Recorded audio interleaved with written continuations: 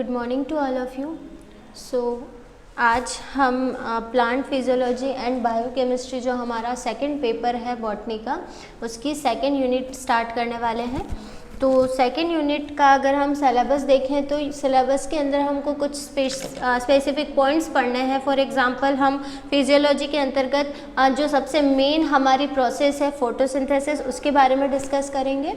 तो फोटोसिंथेसिस के बारे में हम क्या क्या पढ़ेंगे, तो फोटोसिंथेसिस है क्या, फोटोसिंथेटिक पिगमेंट क्या है, मतलब कौन कौन से वर्णक जो है वो प्रकाश संश्लेषण की प्रक्रिया में इंपॉर्टेंट रोल प्ले करते हैं। नेक्स्ट हम देखेंगे light absorption and mechanism of carbon fixation. ठीक है, कार्बन फिक्सेशन की जो प्रोसेस है वो पढ़ना है। C3 और C4 है ना, ये जो है आपका इसमें आप देख सकते हैं, तो ये इस तरीके से ये जो चीज़ है ये है C3 है ना, C3, और ये जो चीज़ है आपकी वो है C4, C3 and C4 plants. ठीक है, ब्रीफ अकाउंट ऑफ CAM, ठीक है, ग्रेसुलेशन एसिड मेटाबॉलिज्म। इसके अलावा हम देखेंगे फोटो रेस्पिरेशन, CO है ना, carbon die, CO2 compensation point. ठीक है, factor affecting photosynthesis, enzymes, general characteristics, traditional and modern method of enzyme classification, and last आपका टॉपिक है मोड ऑफ एक्शन, और लास्ट है आपका आइसो एंजाइम। इसका मतलब इस पूरी जो हमारी यूनिट है उसके अंदर हम दो चीज़ों के बारे में पढ़ेंगे। एक तो पूरी प्रोसेस है फोटोसिंथेसिस की, और सेकंड हमारे पास में जो है वो है एंजाइम। ठीक है, तो फोटोसिंथेसिस की सारी चीज़ें, मतलब फोटोसिंथेसिस है क्या, फोटोसिंथेसिस होता कहाँ पे है, इसके अलावा फोटोसिंथेसिस में पिगमेंट कौन कौन से होते हैं, कौन कौन से पिगमेंट्स का क्या क्या स्पेसिफिक रोल होता है। इसके अलावा हम देखेंगे कि जो कार्बन फिक्सेशन की प्रोसेस है वो कैसे होती है, मैकेनिज्म ऑफ फोटोसिंथेसिस कैसा है, मतलब मैकेनिज्म के अंतर्गत आपका C3 और C4, मतलब कि आप देखोगे कि लाइट रिएक्शन और डार्क रिएक्शन क्या होती है। तो इन सब चीज़ों का एक हमको मिला जुला जो फॉर्म है पूरा फोटोसिंथेसिस के बारे में वो पढ़ना है, और एंजाइम्स पढ़ने हैं। तो आज हम जो स्टार्ट कर रहे हैं फोटोसिंथेसिस बेसिक इंट्रोडक्शन से हम स्टार्ट कर रहे हैं। तो फर्स्ट ऑफ ऑल आप देख सकते हैं यहाँ पर फोटोसिंथेसिस एंड इंट्रोडक्शन, मतलब फोटोसिंथेसिस का एक परिचय हम आज जो है वो पढ़ने जा रहे हैं, स्टार्ट करने जा रहे हैं। तो सबसे पहली बात, व्हाट इज फोटोसिंथेसिस। फोटोसिंथेसिस या प्रकाश संश्लेषण की प्रक्रिया होती क्या है। ठीक है, तो अपन बात करते हैं फोटोसिंथेसिस के बारे में।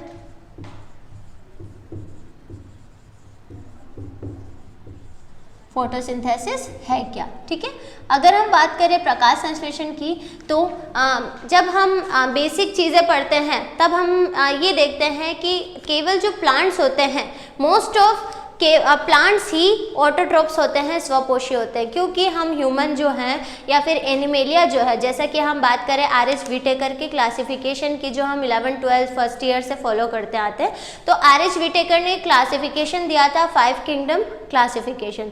इस क्लासिफिकेशन में उन्होंने बताया था कि जितने भी प्लांट्स हैं वो सब कैसे होते हैं, ऑटोट्रॉप्स होते हैं। ऑटोट्रॉप्स का क्या मतलब होता है, ऑटोट्रॉप्स को हम हिंदी में बोलते हैं स्वपोषी। ठीक है, पादप जो होते हैं वो स्वपोषी होते हैं, ऑटोट्रॉफिक होते हैं। और ऑटोट्रॉफिक का मतलब होता है कि प्लांट्स अपना भोजन स्वयं बनाते हैं, मतलब प्लांट्स जो है, पादप जो है वो भोजन के लिए किसी और पर निर्भर नहीं रहते हैं। तो इस प्रोसेस को, मतलब स्वपोषी अपना भोजन निर्माण स्वयं कर रहे हैं, फूड फॉर्मेशन खुद कर रहे हैं, तो इसीलिए प्लांट्स कैसे हैं, ऑटोट्रॉप्स है। तो पादपों के अंदर, प्लांट्स के अंदर इसी भोजन निर्माण की प्रक्रिया को हम क्या बोलते हैं, फोटोसिंथेसिस। तो फोटोसिंथेसिस जो है, प्रकाश संश्लेषण का मतलब ही क्या होता है कि प्रकाश को अवशोषित करके भोजन का निर्माण करना, या फिर कार्बोहाइड्रेट, है ना, क्योंकि भोजन जो है वो कार्बोहाइड्रेट के फॉर्म में होता है, ग्लूकोज के फॉर्म में होता है। तो हम क्या बोल सकते हैं, लाइट एनर्जी, सूर्य के प्रकाश को अवशोषित करके भोजन या कार्बोहाइड्रेट का निर्माण ही क्या कहलाता है, फोटोसिंथेसिस कहलाता है। अब हम बात करते हैं प्लांट्स जो होते हैं वो ऑटोट्रॉफ्स होते हैं। ऑटोट्रॉफ होते हैं, तो ऑटोट्रॉफ्स क्यों होते हैं, क्योंकि उनकी कोशिकाओं में एक स्पेशल टाइप का स्ट्रक्चर पाया जाता है जिसको हम बोलते हैं क्लोरोप्लास्ट। अब हम बात करते हैं क्लोरोप्लास्ट क्या है ना। क्लोरोप्लास्ट जो है एक कोशिकांग है जो कि केवल प्लांट सेल के अंदर पाया जाता है और कई बार बैक्टीरियल, कुछ बैक्टीरियल्स के अंदर भी ये देखने को मिलता है। तो क्लोरोप्लास्ट जो है उसके अंदर स्पेसिफिक टाइप के वर्णक पाए जाते हैं क्योंकि प्रकाश संश्लेषण की प्रक्रिया इसी क्लोरोप्लास्ट के अंदर होती है।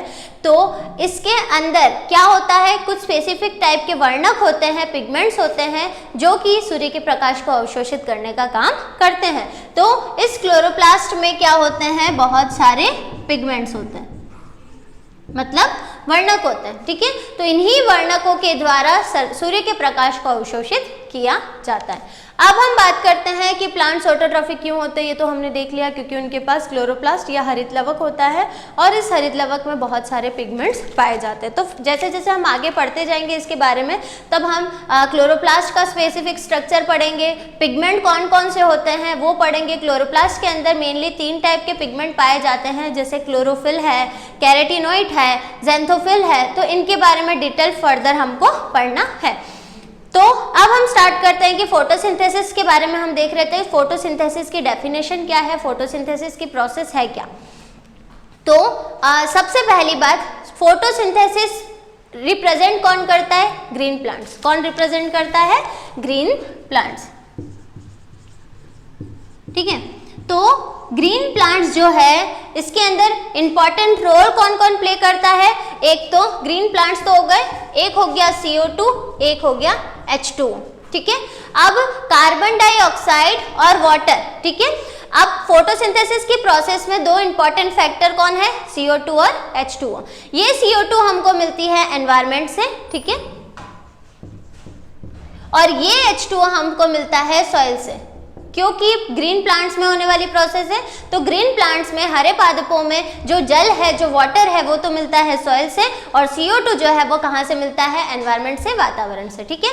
तो हरे पादपों द्वारा सूर्य के प्रकाश की उपस्थिति, मतलब अब सनलाइट भी आ गई, क्योंकि क्लोरोप्लास्ट के अंदर जो स्पेसिफिक पिगमेंट्स होते हैं, फॉर एग्जाम्पल आपका क्लोरोफिल हो गया, ठीक है, उसके अलावा कैरेटिनोइड्स हो गया, फाइकोबिलिन्स हो गए। तो ये कुछ स्पेसिफिक टाइप के पिगमेंट्स होते हैं। पिगमेंट का काम क्या होता है, लाइट को एब्जॉर्ब करना, सूर्य के प्रकाश को अवशोषित करना। तो उसके लिए हमको और क्या चाहिए, सनलाइट। तो 3 बातें हो गई। हरे पादपों के द्वारा सूर्य के प्रकाश की उपस्थिति में वातावरण या वायुमंडल से प्राप्त CO2 और सॉइल से प्राप्त, मृदा से प्राप्त H2O को क्या करते हैं, ये पिगमेंट की उपस्थिति में, वर्णकों की उपस्थिति में क्या करते हैं, कार्बोहाइड्रेट रूपी रासायनिक ऊर्जा में कन्वर्ट करते हैं। कार्बोहाइड्रेट फॉर्म करते हैं, क्या फॉर्म करते हैं, ग्लूकोज फॉर्म करते हैं।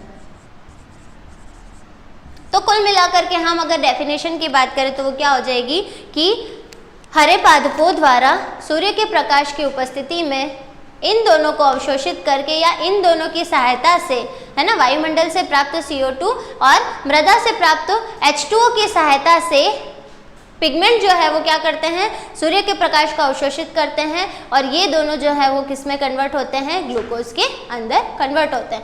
एट द एंड हम क्या बोल सकते हैं कि जो प्रोडक्ट बनता है, जो मेन आपका प्रोडक्ट बनता है वो क्या है, ग्लूकोज है या फिर कार्बोहाइड्रेट है। तो इन शॉर्ट अगर हम इसकी इक्वेशन की बात करें तो इक्वेशन हमारे पास में क्या होगी,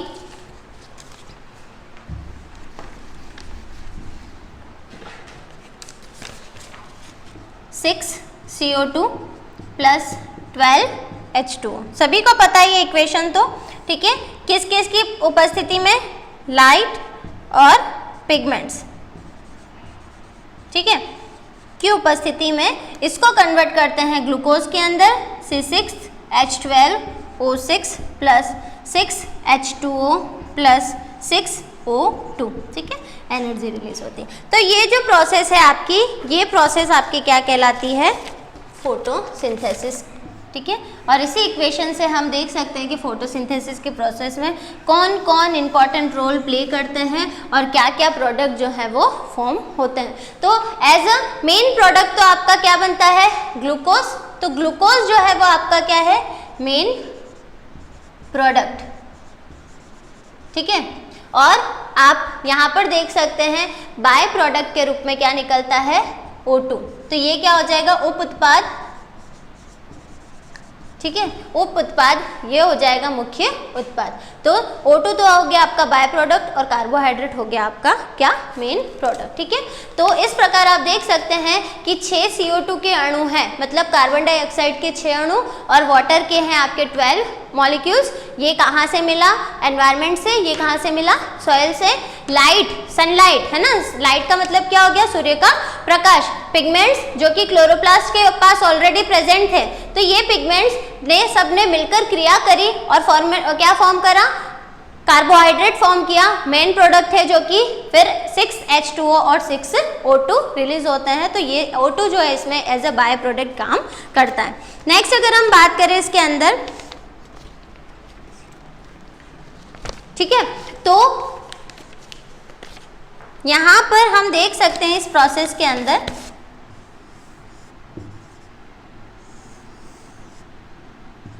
अब फोटोसिंथेसिस की जो प्रोसेस है उसकी हम फर्दर बात करें तो प्रकाश संश्लेषण की जो प्रक्रिया है वो आपकी एक ऑक्सीकरण अपचयन अभिक्रिया है, या फिर हम बोल सकते हैं ऑक्सीडेशन रिडक्शन रिएक्शन, जिसको हम केमिस्ट्री की लैंग्वेज में रिडॉक्स रिएक्शन भी कहते हैं। तो फोटोसिंथेसिस या प्रकाश संश्लेषण की जो प्रक्रिया है वो एक रिडॉक्स रिएक्शन है, क्योंकि इसमें ऑक्सीडेशन और रिडक्शन दोनों प्रोसेस साथ साथ में होती है, इसीलिए फोटोसिंथेसिस की प्रोसेस को हम क्या बोलते हैं, रिडॉक्स रिएक्शन कहते हैं। अब ऑक्सीडेशन, ऑक्सीकरण, रिडक्शन, अपचयन, तो यहाँ पर मैंने R और O लिख रखा है, वो R और O किसके लिए लिख रखा है, ऑक्सीडेशन और रिडक्शन के लिए। तो हम देखते हैं कि प्रक्रिया स्टार्ट हुई थी CO2 और H2O से, तो इसमें ऑक्सीकरण किसका हो रहा है, H2O का। रिडक्शन किसका हो रहा है, CO2 का। CO2 जो है उसके रिडक्शन से फॉर्म हो रहा है क्या, मेन प्रोडक्ट जो कि है आपका ग्लूकोज, और H2O के ऑक्सीडेशन से फॉर्म होता है क्या, O2, या फिर आप देख सकते हैं कि ऑक्सीजन या बाय प्रोडक्ट जो है वो तो बन रहा है H2O से, ना कि CO2 से, ठीक है। तो ऑक्सीजन का जो निर्माण है, जो कि आपकी फर्दर रेस्पिरेशन में काम आने वाली ऑक्सीजन है, उसका जो निर्माण है वो हो रहा है जल के ऑक्सीकरण से। इसीलिए हम बोलते हैं कि फोटोसिंथेसिस की जो प्रोसेस है वो आपकी एक रिडॉक्स रिएक्शन है, जिसमें ऑक्सीकरण और अपचयन की जो प्रक्रिया है वो एक साथ चलती रहती है। तो फोटोसिंथेसिस या प्रकाश संश्लेषण एक जटिल प्रक्रिया है जिसके अंतर्गत सरल कार्बनिक पदार्थ जुड़ करके जटिल कार्बनिक पदार्थों का निर्माण करते हैं।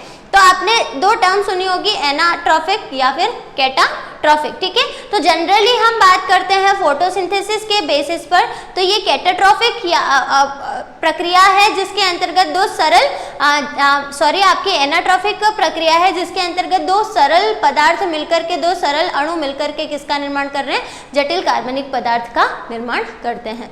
तो बेसिक बातें हैं फोटोसिंथेसिस के लिए, वो हमने डिस्कस करी। फोटोसिंथेसिस है क्या, फोटोसिंथेसिस प्रकाश संश्लेषण जो है वो भोजन निर्माण की प्रक्रिया है जो कि प्लांट्स के अंदर देखने को मिलती है, ग्रीन प्लांट्स के अंदर देखने को मिलती है।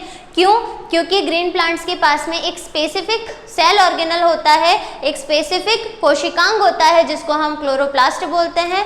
ये क्लोरोप्लास्ट जो है उसके अंतर्गत बहुत सारे वर्णक पाए जाते हैं, पिगमेंट्स पाए जाते हैं, जैसे कि क्लोरोफिल, कैरोटीनॉइड्स, फाइकोबिलिन्स। ये सब वर्णक क्या करते हैं, सूर्य के प्रकाश को अवशोषित करते हैं, और ये अवशोषित करने के बाद में प्रकाश संश्लेषण की जो प्रक्रिया है वो करते हैं। तो इस प्रकाश संश्लेषण की प्रक्रिया में कौन कौन से मेन फैक्टर हैं, तो ग्रीन प्लांट्स मतलब कि हरे पादप जिनके अंदर फोटोसिंथेसिस होता है। दूसरा CO2 जो कि हमको एनवायरनमेंट से मिली थी, H2O जो कि हमको सॉइल से मिला था, सनलाइट सूर्य के प्रकाश की उपस्थिति, पिगमेंट्स, ठीक है, वर्णक। अब हमने इक्वेशन की बात करी इसकी केमिकल, तो 6CO2 + 12H2O it gives 6H12O6 + 6H2O + 6O2। अब हमने बोला कि फोटोसिंथेसिस जो है वो एक रिडॉक्स रिएक्शन है, ऑक्सीडेशन रिडक्शन बहुत जो मैकेनिज्म है वो साथ साथ में चलती हैं, जिसमें CO2 का रिडक्शन से फॉर्म होता है ग्लूकोज और H2O के ऑक्सीडेशन से फॉर्म होता है O2, ठीक है। ग्लूकोज जो है वो इसका मेन प्रोडक्ट है और ऑक्सीजन जो है वो इसका बाय प्रोडक्ट है। तो इस प्रकार से एक जनरल बेस जो है फोटोसिंथेसिस का वो क्लियर है। हम पीपीटी में देख लेते हैं।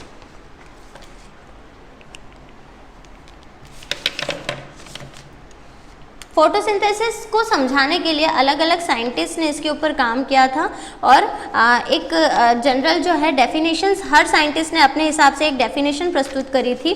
तो अगर हम उसकी बात करते हैं तो द प्रोसेस डेफिनेशंस, हमारी हेडिंग क्या है, definitions of photosynthesis. The process of absorbing light energy, radiation energy and converting it into biochemical energy by green plants is called photosynthesis। मतलब कि एक ऐसी प्रक्रिया जिसके अंतर्गत लाइट एनर्जी को, है ना, प्रकाश ऊर्जा को अवशोषित करके रासायनिक ऊर्जा में परिवर्तित करना। प्रकाश ऊर्जा का मतलब क्या हो गया, जो सूर्य के प्रकाश से मिलने वाली ऊर्जा, ठीक है। तो प्रकाश ऊर्जा को अवशोषित करना कौन करता है, पिगमेंट करते हैं। तो एक ऐसी प्रक्रिया जिसके अंतर्गत प्रकाश ऊर्जा को अवशोषित करके जैव रासायनिक ऊर्जा में परिवर्तित किया जाता है, मतलब कार्बोहाइड्रेट रूपी रासायनिक ऊर्जा में परिवर्तित होने की जो प्रक्रिया है वही फोटोसिंथेसिस कहलाती है। नेक्स्ट अगर हम बात करते हैं क्या, photosynthesis is an oxidation reduction reaction in which carbohydrates are formed by reduction of CO2, ठीक है। हमने क्या देखा कि फोटोसिंथेसिस की जो मैकेनिज्म है वो एक रिडॉक्स रिएक्शन है, वो एक ऑक्सीकरण अपचयन प्रक्रिया है जिसके अंतर्गत कार्बोहाइड्रेट जो है वो बनता किससे है, CO2 के अपचयन के द्वारा बनता है, जबकि जल के ऑक्सीकरण द्वारा O2 का निर्माण होता है। O2 मतलब ऑक्सीजन, ठीक है। यही ऑक्सीजन जो यहाँ पर बनती है वो काम आती है फर्दर रेस्पिरेशन के अंदर, प्लांट्स के अंदर श्वसन की जो प्रक्रिया है उसके अंतर्गत काम आने वाली यही ऑक्सीजन है। ग्रीन प्लांट्स जो है, नेक्स्ट डेफिनेशन की बात करें तो green plants convert simple substances into complex organic material in the presence of light and water. हरे पादप जो है वो क्या करते हैं कि प्रकाश और जल की उपस्थिति में सरल पदार्थों को जटिल कार्बनिक पदार्थों में परिवर्तित करते हैं। आप देख सकते हैं यहाँ पर सरल पदार्थ इन द सेंस CO2 और H2O जो है वो जुड़ कर के या फिर सरल पदार्थ ही आपके आगे जाकर के जटिल पदार्थों का निर्माण करते हैं। तो इस प्रोसेस को हम क्या बोलते हैं, फोटोसिंथेसिस। अलग अलग साइंटिस्ट ने इसको समझाने के लिए अलग अलग डेफिनेशन दी है, ठीक है। अब यहाँ पर एक इक्वेशन है जो सिंपल इक्वेशन है इसकी, तो ये देख करके आप समझ सकते हैं। एक जनरल है लेकिन हम जनरल जो लेके चलते हैं 6CO2 और 12H2O वाली इक्वेशन लेके चलते हैं जो हमने बोर्ड पर लिखी है। तो यहाँ पर आप देख सकते हैं सोलर लाइट है, सोलर एनर्जी है, ठीक है। तो सोलर एनर्जी एब्जॉर्ब कौन करता है, फोटोसिंथेटिक पिगमेंट करते हैं, और फोटोसिंथेटिक पिगमेंट ही क्या करते हैं, इस लाइट को अवशोषित करते हैं और इनको इसमें कन्वर्ट करते हैं। तो 6CO2 मतलब कि कार्बन डाइऑक्साइड, H2O मतलब कि वाटर, ठीक है, इससे बना ये और इससे बना ये, ठीक है। इसके रिडक्शन से, CO2 के रिडक्शन से बना ग्लूकोज और H2O के ऑक्सीडेशन से बना क्या, आपका O2, ठीक है। तो रिडक्शन और ऑक्सीडेशन की जो प्रोसेस है वो दोनों इसमें साथ साथ चलती रहती है, ठीक है। अब नेक्स्ट हम बात करेंगे फोटोसिंथेटिक एपरेटस के बारे में। तो फोटोसिंथेटिक एपरेटस कौन है, क्या होता है फोटोसिंथेटिक एपरेटस। अगर हम बात करें तो फोटोसिंथेसिस की जो प्रक्रिया है, मतलब प्रकाश संश्लेषण की प्रक्रिया पादपों के अंदर कौन से भाग के अंदर होती है, प्लांट्स में कौन से पार्ट के अंदर होती है, हमने अभी डिस्कस किया था किस में होती है, क्लोरोप्लास्ट के अंदर। इसीलिए फोटोसिंथेटिक एपरेटस या प्रकाश संश्लेषी उपकरण का मतलब क्या होता है कि एक ऐसी जगह जहां पर फोटोसिंथेसिस की जो प्रोसेस है वो कंप्लीट होती है। तो फोटोसिंथेसिस की प्रोसेस कहाँ पर कंप्लीट होती है, इसी क्लोरोप्लास्ट के अंदर। तो हम सबसे पहले इसका स्ट्रक्चर डिस्कस करेंगे, उसके बाद आगे डिस्कस करेंगे। तो अब हमारा जो बेसिक फोटोसिंथेसिस था, है ना, बेसिक मतलब इसकी डेफिनेशंस और फोटोसिंथेसिस के बारे में कुछ स्पेशल पॉइंट्स जो है वो कंप्लीट होते हैं। अब हम देखते हैं कि फोटोसिंथेसिस जो है वो हो कहाँ पर रहा है। अगर फोटोसिंथेसिस की जो प्रोसेस है वो क्लोरोप्लास्ट में होती है तो क्लोरोप्लास्ट का स्ट्रक्चर कैसा होता है, पिगमेंट कहाँ पर पाए जाते हैं, तो ये कुछ जनरल बातें जो हैं वो हमको डिस्कस करनी है।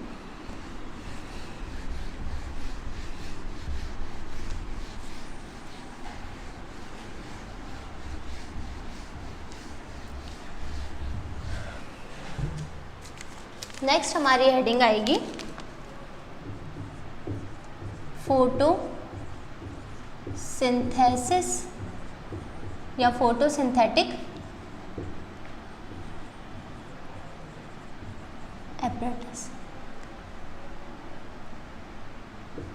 हिंदी में हम इसको क्या बोलेंगे? प्रकाश संश्लेषी उपकरण। प्रकाश संश्लेषी उपकरण। तो सबसे पहले हम एक डायग्राम ड्रॉ करेंगे यहाँ पर।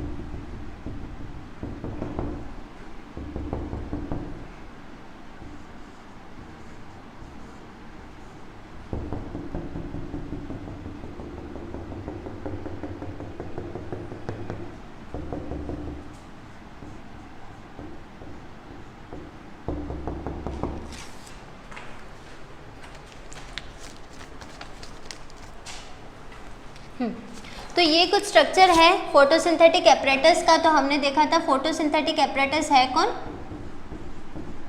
क्लोरोप्लास्ट।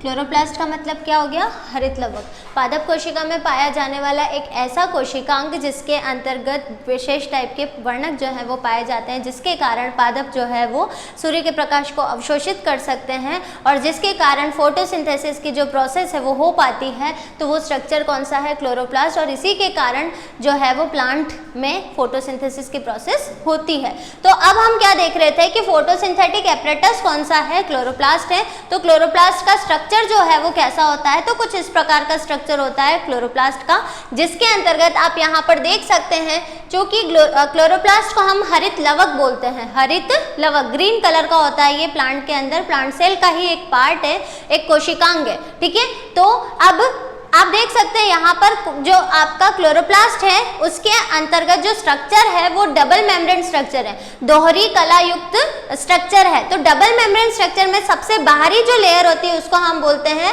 आउटर एनवेलप, ठीक है। सबसे बाहरी परत को हम क्या बोलते हैं, आउटर एनवेलप, ठीक है। इसके बाद में जो ये इसके अंदर वाली परत है इसको कहते हैं हम इनर एनवेलप, ठीक है। तो हरित लवक जो है वो दोहरी कला युक्त कोशिकांग है या डबल मेम्ब्रेन स्ट्रक्चर है, जिसके अंतर्गत हम बाहरी कला को बोलते हैं आउटर मेम्ब्रेन और इंटरनल मेम्ब्रेन को बोलते हैं हम इनर एनवेलप, ठीक है। अब इस आउटर और इनर एनवेलप के बीच में जो प्रेजेंट होते हैं उन्हीं के ऊपर मेन जो है हमारा फोकस रहता है। जैसे कि आप यहाँ पर देख सकते हैं ये जो स्ट्रक्चर है वो कुछ इस प्रकार का स्ट्रक्चर है आपका,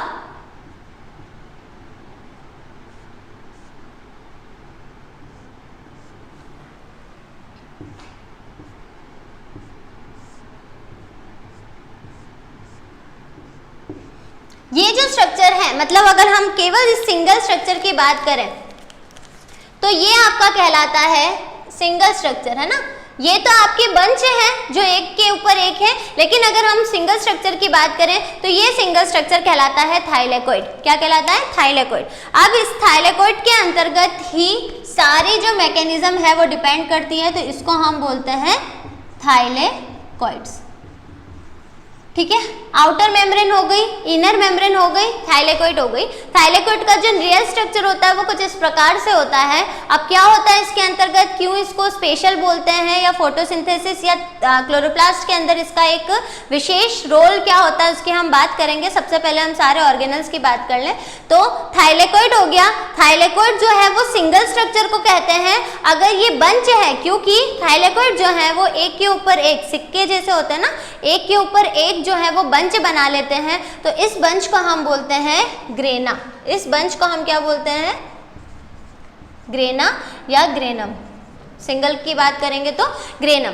तो थाइलेकोइड हो गया, आउटर इनर एनवेलप हो गया, उसके अलावा ग्रेना हो गया। सेंट्रल जो मैट्रिक्स होता है उसको हम कहते हैं स्ट्रोमा, ठीक है। और स्ट्रोमा वाले पार्ट्स में आपके राइबोसोम्स होते हैं, है ना। तो हम बोल सकते हैं स्ट्रोमा विथ राइबोसोम। राइबोसोम 70 और 80 इस टाइप के होते हैं जनरली। तो ये जो मैट्रिक्स वाला पोर्शन है, जो सेंट्रल मैट्रिक्स वाला पोर्शन है वो क्या कहलाता है, स्ट्रोमा कहलाता है, ठीक है। नेक्स्ट अगर हम इस ग्रेन्यूल की बात करें तो ये जो ग्रेन्यूल है आपका प्लास्टोग्लोब्यूल्स कहलाते हैं,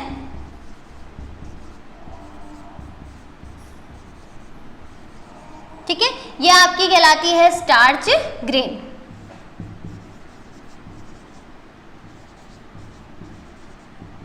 ठीक है। और ये जो कनेक्शन है ये कहलाते हैं आपके स्ट्रोमा लेमिला, ठीक है। तो इस प्रकार से ये कुछ स्पेसिफिक स्ट्रक्चर हैं। अब यहाँ पर आप देख सकते हैं आउटर और इनर मेम्ब्रेन के बाद में हमने बात करी ग्रेनम की। सिंगल स्ट्रक्चर क्या कहलाता है, थाइलेकोइड। जब थाइलेकोइड एक के ऊपर एक सिक्के के जैसे जम जाते हैं, एक बंच बना लेते हैं, तो उसको हम बोलते हैं ग्रेना या फिर ग्रेनम। अब आप देख सकते हैं कि ये जो थाइलेकोइड्स हैं वो एक दूसरे से एक ट्यूब्यूल के द्वारा जुड़े हुए हैं, एक नलिका के द्वारा जुड़ी हुई हैं। तो उस नलिका को हम क्या बोलते हैं, लेमिला या फिर स्ट्रोमा लेमिला। मतलब दो थाइलेकोइड या दो ग्रेनम एक लेमिला के थ्रू जुड़े हुए रहते हैं, जिसको हम बोलते हैं स्ट्रोमा लेमिला। तो एक ओरिजिनल थाइलेकोइड का स्ट्रक्चर कुछ इस प्रकार था, तो आगे इसी प्रकार से वो अगले थाइलेकोइड से जुड़ा रहेगा। तो दो थाइलेकोइड को जोड़ने वाला या दो ग्रेनम को जोड़ने वाला पार्ट क्या कहलाता है, लेमिला। नेक्स्ट हम बात करते हैं स्ट्रोमा। स्ट्रोमा के अंतर्गत राइबोसोम्स पाए जाते हैं, मैट्रिक्स वाला पोर्शन होता है उसको क्या बोलते हैं हम, स्ट्रोमा कहते हैं। इसके अलावा प्लास्टोग्लोब्यूल्स होते हैं, क्योंकि इसके अंतर्गत जो स्टोरेज फूड होता है वो स्टार्च ग्रेन्यूल्स के रूप में पाया जाता है, ठीक है। तो लिपिड है ये स्टार्च ग्रेन सेंट्रल पोर्शन में आपके प्रेजेंट है, ठीक है। तो इस प्रकार से मेन जो स्ट्रक्चर है थाइलेकोइड या फिर मेन जो बातें हैं क्लोरोप्लास्ट के बारे में वो इस प्रकार है। अगर हम थाइलेकोइड की बात करें तो थाइलेकोइड में ये तो हो जाएगा आपका स्ट्रोमा लेमिला,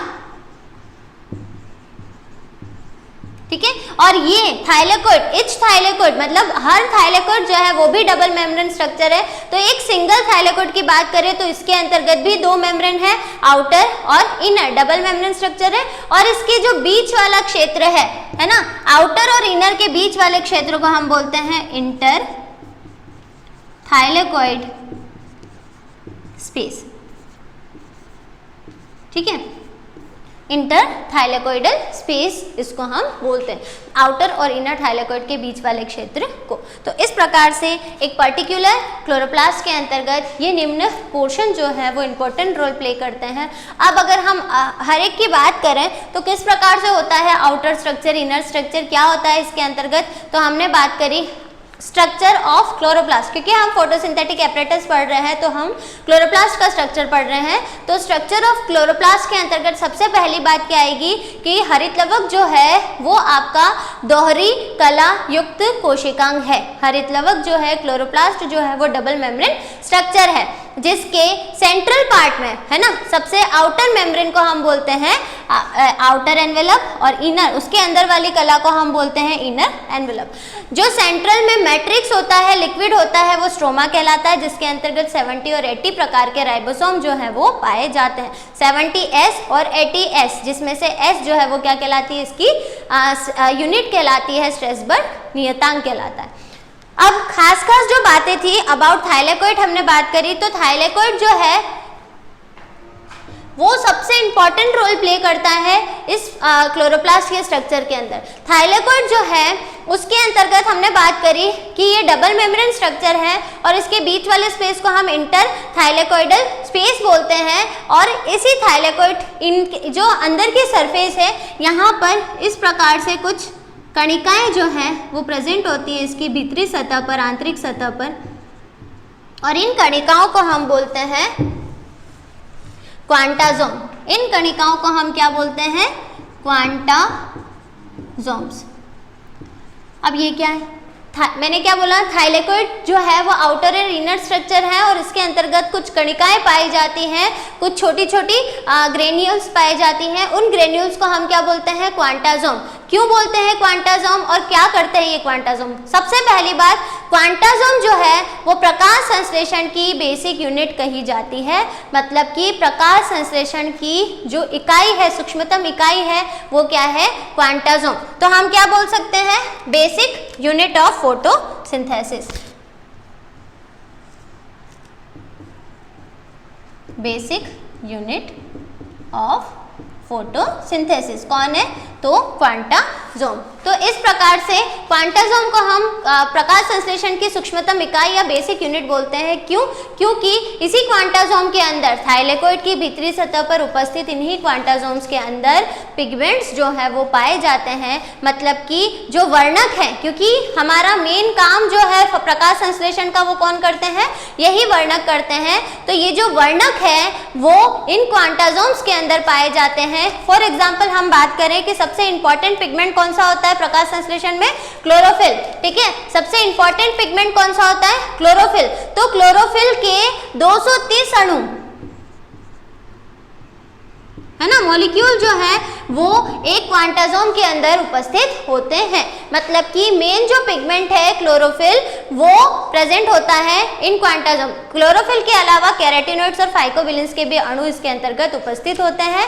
इसीलिए प्रकाश संश्लेषण का जो मेन वर्क है वो कौन करता है, यही क्वांटासोम के मॉलिक्यूल प्रेजेंट करते हैं। ठीक है, अणु किसके हैं, तो क्लोरोफिल के। इसके अलावा क्लोरोफिल के अलावा भी कैरोटीनॉइड्स और फाइकोबिलिन्स जो है वो इसके अंतर्गत उपस्थित होता है। तो ये तो बात हो गई थाइलेकोइड की। थाइलेकोइड का सिंगल स्ट्रक्चर कुछ इस प्रकार का था, आउटर इनर, और दो थाइलेकोइड एक दूसरे से लेमिला के द्वारा जुड़े हुए थे, जिसको हम बोलते थे स्ट्रोमा लेमिला, और इनके बीच के स्पेस को हम इंटर थाइलेकोइडल स्पेस बोलते थे। और इसी थाइलेकोइड की भीतरी सतह पर कुछ कणिकाएं पाई जाती थी, कुछ ग्रेन्यूल्स पाई जाती हैं, जिसको हम क्वांटासोम बोलते हैं। क्वांटासोम को हम बेसिक यूनिट ऑफ पीएस बोलते हैं, प्रकाश संश्लेषण की सूक्ष्मतम इकाई बोलते हैं। क्यों? क्योंकि प्रकाश संश्लेषण को रिप्रेजेंट करने वाले जो पिगमेंट होते हैं वो इसके अंदर उपस्थित होते हैं। फॉर एग्जाम्पल हमने बात करी कि 230, केवल 230 अणु तो केवल किसके हैं, क्लोरोफिल के उपस्थित हैं। क्लोरोफिल के अलावा कैरोटीनॉइड्स, फाइकोबिलिन्स के भी अणु इसके अंतर्गत उपस्थित होते हैं। थाइलेकोइड जो है वो टर्म दिया था सबसे पहले मेनके करके एक साइंटिस्ट है, तो मेनके द्वारा दिया गया है। और क्लोरोप्लास्ट जो है उसकी रचना या क्लोरोप्लास्ट के बारे में सबसे पहले बताया था शिम्पर। ठीक है, एक साइंटिस्ट है शिम्पर, उन्होंने सबसे पहले क्लोरोप्लास्ट या हरित लवक के बारे में बताया था। इसके अलावा हम इसमें बात करें कि आनुवंशिक पदार्थ कौन सा होता है, जेनेटिक मटेरियल कौन सा होता है क्लोरोप्लास्ट के अंतर्गत, तो चुन और उनके कुछ कलिंग्स थे या उनके सहयोगी थे, उन्होंने बताया कि डीएनए जो है वो इसके अंतर्गत पाया जाता है। फिर हमने बात करी थाइलेकोइड। थाइलेकोइड जब ग्रुप बना लेते हैं सिक्के के समान एक के ऊपर एक बंच बना लेते हैं तो उसको हम ग्रेना बोलते हैं। तो ग्रेना क्या है, ग्रुप ऑफ थाइलेकोइड्स। ठीक है, इसके अलावा स्ट्रोमा लेमिला की बात कर ली, दो थाइलेकोइड को जोड़ने वाला जो स्ट्रक्चर होता है। संचित जो फूड होता है मतलब रिजर्व जो फूड होता है वो आपका किसके रूप में होता है, ग्लाइकोजन या ऑयल ड्रॉपलेट्स के रूप में होता है। तो मेन वर्क जो है इसमें वो किसका है, थाइलेकोइड या फिर क्वांटासोम्स का। तो ये एक स्ट्रक्चर है क्लोरोप्लास्ट का, जो मेन जो बातें हैं हमने इसके बारे में देख लिया। अब हम आगे देखेंगे कि इसके अंतर्गत जो अलग अलग प्रकार के वर्णक पाए जाते हैं। फॉर एग्जाम्पल क्लोरोफिल है, तो क्लोरोफिल अगेन कितने टाइप का होता है, क्लोरोफिल भी आपके 9 प्रकार का होता है। वैसे ही कैरोटीनॉइड्स, फाइकोबिलिन्स, इन सब के स्पेसिफिक टाइप्स होते हैं, तो उन सब के बारे में हम डिस्कस करेंगे। तो हम एक बार पीपीटी में देख लेते हैं। प्रकाश संश्लेषी उपकरण, फोटोसिंथेटिक एपरेटस। अब इसके अंतर्गत हमने क्या देखा था, in the process of photosynthesis in plant light energy converts into chemical energy, मतलब कि प्रकाश ऊर्जा जो है वो रासायनिक ऊर्जा में परिवर्तित होती है प्रकाश संश्लेषण की प्रक्रिया के अंदर। नेक्स्ट हम बात करते हैं, the work of absorbing light energy in plant is done by special molecule of pigment called chlorophyll. क्योंकि हमने बात करी थी पहले कि जो प्रकाश संश्लेषी जो प्रक्रिया है ना, वो स्पेशल टाइप के अणुओं के द्वारा कंप्लीट की जाती है, स्पेशल टाइप के पिगमेंट्स के द्वारा कंप्लीट की जाती है, जिनको हम बोलते हैं chlorophyll. In addition to chlorophyll, pigment called carotenoids and phycobilins also serves as auxiliary, accessory या हेल्पिंग पिगमेंट इन फोटोसिंथेसिस। मतलब क्लोरोफिल जो है वो तो काम करता है मेन वर्णक की तरह, और जो कैरोटीनॉइड्स और फाइकोबिलिन्स है वो सहायक वर्णक की तरह काम करते हैं। इसीलिए हम इनको हेल्पिंग पिगमेंट या एसेसरी पिगमेंट भी बोलते हैं, है ना। तो मेन यूनिवर्सल पिगमेंट कौन सा है, तो यूनिवर्सल पिगमेंट है क्लोरोफिल, और क्लोरोफिल में भी कौन सा है, तो क्लोरोफिल ए, जो सभी में पाया जाने वाला है। अब chloroplast are basically found in mesophyll cells of the plant. अब हम अगर बात करें कि ये क्लोरोप्लास्ट खुद कहाँ पाया जाता है, तो क्लोरोप्लास्ट जो है खुद पाया जाता है आपका स्पेशल टाइप के स्ट्रक्चर के अंदर, जिसको हम बोलते हैं मेसोफिल। और मेसोफिल कहाँ पर पाई जाती है, पर्ण मध्योतक। सीधी सी बात है, पर्ण मध्योतक पर्ण के अंदर पाई जाएगी, लीफ के अंदर पाई जाएगी। तो पत्तियों के अंदर होने वाली यह एक प्रक्रिया है जो कि क्लोरोप्लास्ट जो है वो मेसोफिल के अंदर पाया जाता है। The term chloroplast was coined by Schimper in 1883। सबसे पहले जो टर्म है क्लोरोप्लास्ट वो शिम्पर के द्वारा दिया गया था, 1883 में इसको बताया गया था। It is a double layered cell या डबल लेयर्ड स्ट्रक्चर बोल सकते हैं इन ग्रीन प्लांट सेल्स। ठीक है, डबल लेयर्ड स्ट्रक्चर है ना, इसकी जगह हम अगर हम इसको सही करें तो क्या हो जाएगा, double layer structure. It is double layer structure. ठीक है, नेक्स्ट हम बात करते हैं कि they perform important function like photosynthesis in plant. क्योंकि ये क्लोरोप्लास्ट ही आपके मेन फंक्शन या मेन उसकी तरह काम करते हैं कि प्रकाश संश्लेषण की जो प्रक्रिया है उसका मेन स्पेस ही यह है, तो यहाँ पर ही फोटोसिंथेसिस की जो फंक्शन है वो होता है।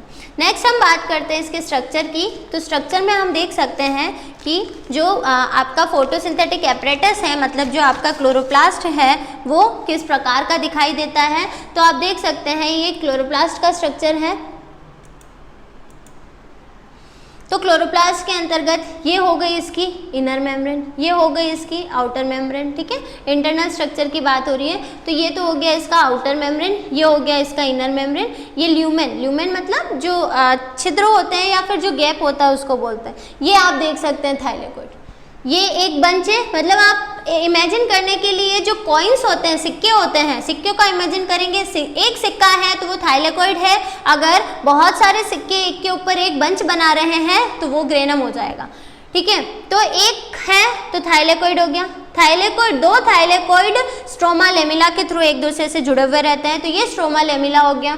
इसके अलावा इंटर मेम्ब्रेन स्पेस, दो कोशिकाओं के या दो मेम्ब्रेन्स के बीच में जो स्पेस पाया जाता है उसको हम क्या बोलते हैं, इंटर मेम्ब्रेन स्पेस। इसके अलावा हम बात करते हैं कि ये जो पूरा बंच है उसको हमने क्या बोल दिया, ग्रेना बोल दिया, और इसके अलावा जो मैट्रिक्स है बीच में उसको हम क्या बोलते हैं, स्ट्रोमा कहते हैं। नेक्स्ट यहाँ पर हम बात करें क्लोरोप्लास्ट की, तो इस प्रकार से आप देख सकते हैं ये है क्लोरोप्लास्ट एनवेलप। अब यहाँ पर पार्टीशन कर दिया है, तो पार्टीशन इन द सेंस कि क्लोरोप्लास्ट एनवेलप हो गया। क्लोरोप्लास्ट एनवेलप में क्या क्या चीज़ें आती हैं, outer membrane, next inner membrane और नेक्स्ट आपका इंटर मेम्ब्रेन स्पेस। दो जो लेयर है उसके बीच के स्पेस को हम क्या बोलते हैं, inter membrane space. Second, thylakoid की बात हुई तो थाइलेकोइड जो है, थाइलेकोइड स्पेस के अंदर ल्यूमेन है, थाइलेकोइड मेम्ब्रेन है, तो ये सब चीज़ें किसके अंतर्गत आती है, थाइलेकोइड के अंतर्गत। नेक्स्ट हम बात करते हैं स्ट्रोमा या स्ट्रोमल थाइलेकोइड। तो लेमिला जो है वो एक दूसरे को कनेक्ट करते हैं, एक थाइलेकोइड को दूसरे थाइलेकोइड से कनेक्ट करते हैं। ग्रेनल, ठीक है, ग्रेनल थाइलेकोइड मतलब बंच को हमने बोल दिया ग्रेना। स्ट्रोमा हो गया, न्यूक्लियाइड हो गए, डीएनए जो है वो प्रेजेंट होते हैं, राइबोसोम्स हो गए, प्लास्टोग्लोब्यूल्स हो गए, ठीक है। इसके अलावा ये आपका हो जाएगा स्टार्च ग्रेन्यूल्स, क्योंकि स्टोरेज फूड जो है वो एज ए स्टार्च ग्रेन्यूल्स के रूप में पाया जाता है, तो इसी के लिए हम इसके बारे में जनरली देखते हैं, ठीक है। डीएनए जो है इसके अंतर्गत जो पाए जाने वाले डीएनए है वो डीएनए मैंने आपको बताया कि चुन और उसके कुछ सहयोगी थे, कुछ साथी थे, उन्होंने इसके बारे में बताया। तो एक मतलब जो डीएनए की जो जनरल संख्या होती है एक क्लोरोप्लास्ट के अंदर वो 15 से 20 होती है, ठीक है। डीएनए की संख्या कितनी होती है, 15 to 30, ठीक है। ये थाइलेकोइड है आपका, तो थाइलेकोइड के अंतर्गत ही सारी प्रोसेस होती है, क्योंकि थाइलेकोइड के अंतर्गत आपका क्या प्रेजेंट होता है, तो क्वांटासोम्स जो है वो प्रेजेंट होती है। तो अगर हम जेनेटिक मटेरियल की बात करें, डीएनए की बात करें तो 15 से 30 इसकी संख्या होती है। इसके अलावा अगर हम स्टोरेज फूड की हमने बात करें तो स्टार्च ग्रेन्यूल्स होते हैं, ठीक है। राइबोसोम्स जो है वो दो प्रकार के हो सकते हैं, या तो वो 70S होगा या फिर वो 80S होगा। इसके अलावा हमने बात करी कि जो क्लोरोप्लास्ट है वो 1883 में शिम्पर के द्वारा बताया गया था, ठीक है। और खास पॉइंट्स में अगर वापस रिवाइज करूँ तो कि आपका क्लोरोप्लास्ट है वो दोहरी कलायुक्त या डबल मेम्ब्रेन स्ट्रक्चर होता है। प्रेजेंट कहाँ पर होता है, लीफ के मेसोफिल में पर्ण मध्योतक, क्योंकि प्रकाश संश्लेषण की प्रक्रिया कहाँ पर होती है, लीफ के अंदर होती है या फिर पत्तियों के अंदर होती है, तो लीफ के अंदर पाया जाने वाला लीफ मेसोफिल में यह कंप्लीट होता है। इसके अलावा क्लोरोप्लास्ट, एक सेल के अंदर, एक लीफ मेसोफिल सेल के अंदर क्लोरोप्लास्ट की संख्या कितनी होती है, तो 20 से 40, है ना। एक मेसोफिल के अंदर क्लोरोप्लास्ट की संख्या कितनी होती है, 20 से 40। अगर हम बात करें थाइलेकोइड्स की, तो थाइलेकोइड टर्म जो है वो मेनके द्वारा दिया गया था। मेनके ने 1962 में यह टर्मिनोलॉजी बताई थी।